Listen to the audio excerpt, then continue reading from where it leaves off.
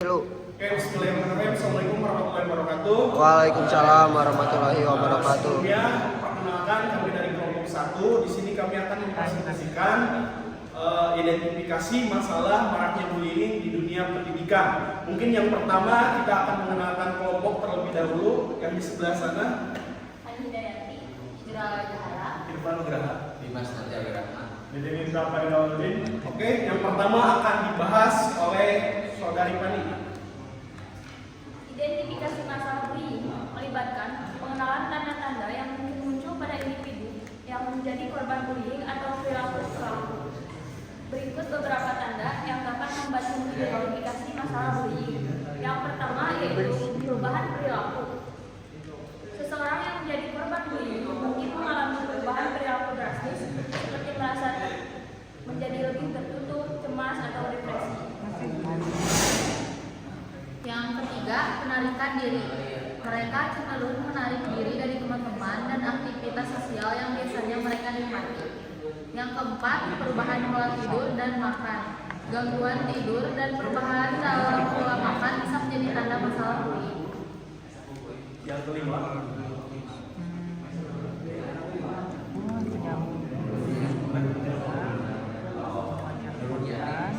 menurutnya kinerja akademis penurunan tiba-tiba dalam kinerja sekolah atau pekerjaan dapat terjadi karena stres disebabkan oleh bullying. Kekurangan barang pribadi. Jika barang-barang pribadi hilang atau rusak secara misterius, ini bisa menjadi tanda bullying. Luka atau kecerdasan yang tidak dapat dijelaskan, terutama pada anak-anak secara fisik tanpa alasan yang jelas, bisa menjadi tanda kekerasan fisik terkait bullying. Rekaman cyberbullying: jika seorang mendapati pesan teks, email, atau posting di media sosial yang menghina atau mengancam, itu bisa menjadi tanda cyberbullying. Selanjutnya, perasaan cemas dan depresi. Perubahan gratis dalam kesejahteraan emosional seperti perasaan cemas, depresi, ataupun bahkan pemikiran tentang bunuh diri seperti kasus yang sekarang bisa terkait dengan bullying. Jika Anda melihat tanda-tanda seperti ini pada diri sendiri ataupun seseorang yang Anda kenal, penting untuk mencari dukungan dari orang dewasa yang dipercayai seperti orang tua, guru, ataupun seorang konselor. Bullying adalah masalah serius yang harus ditangani dengan serius. Oke, itu presentasi masalah bullying. Mungkin ada rekan kami yang tidak hadir, yaitu Pihak Salihah dan saya sendiri untuk memperkenalkan diri. Saya Wahyu Rusiana sebagai moderator. Mungkin cukup sekian dari kelompok 1, kelompok kami. Mohon maaf bila ada kesalahan. Wassalamualaikum warahmatullahi wabarakatuh.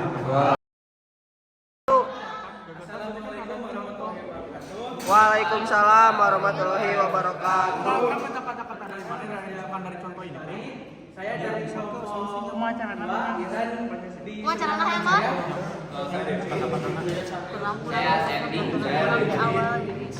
kali ini kita akan mempresentasikan bagian kebijakan permasalahan tentang kasus bullying yang ada di dunia pendidikan.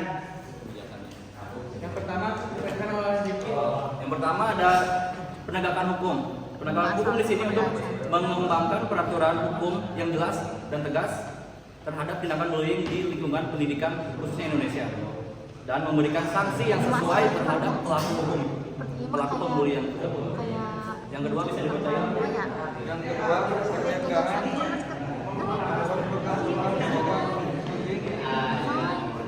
di dunia pendidikan. Apa mau penegasan kalian? Solusi kalian?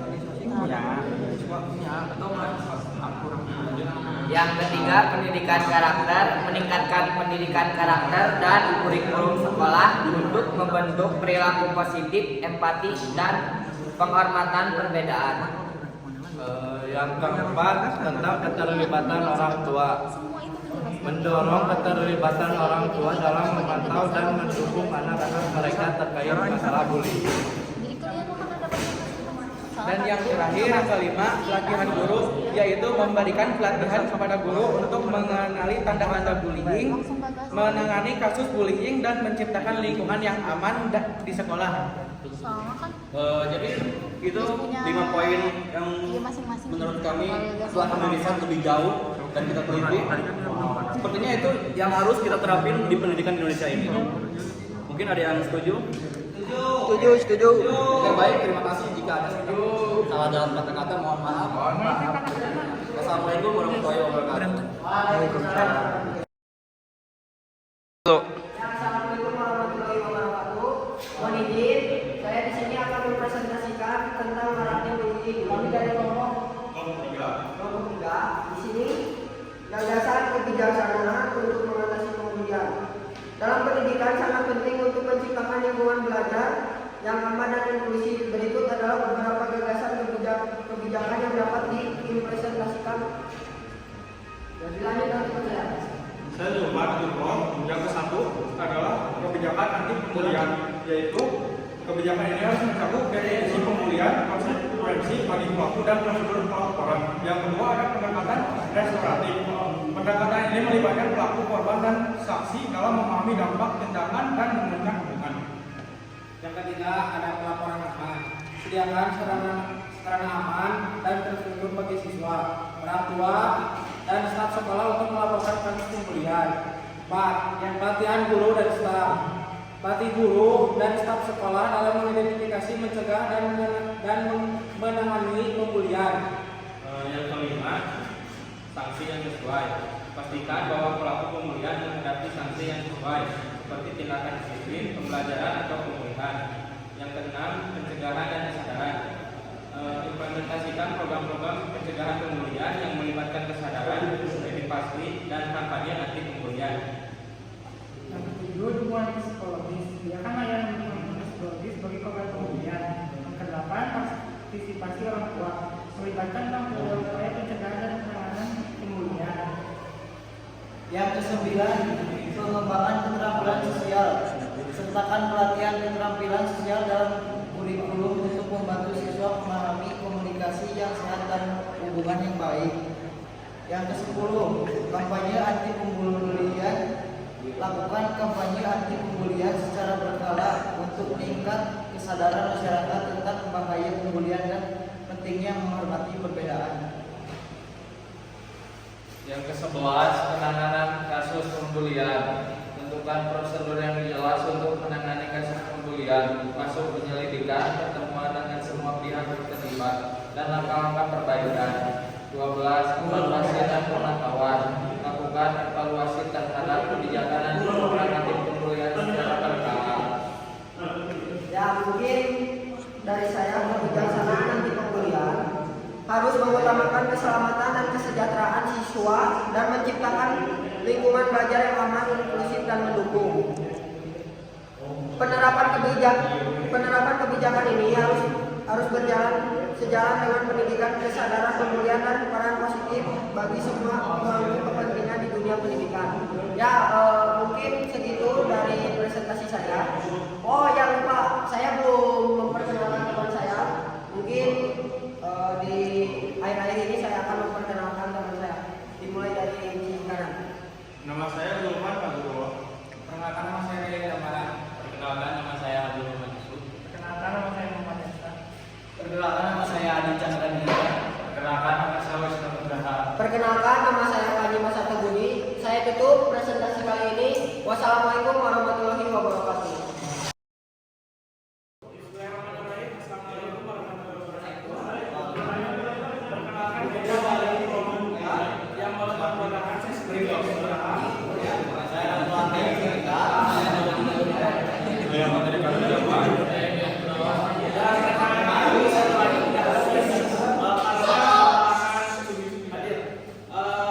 Di sini kita akan mempresentasikan